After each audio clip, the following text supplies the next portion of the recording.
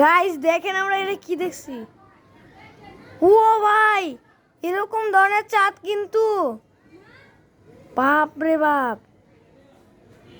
Guys দেখেন এরকম চাঁদ, ওই জন্য শিয়ারিতে দেখছিলাম যে লাল চাঁদ উঠবে, সেরকম কি সত্যি হয়েছে গাইস। ক্যামেরায় কিন্তু আপনাদের কাছে সূর্য মনে হবে, কিন্তু আমরা যেটা দেখতেছি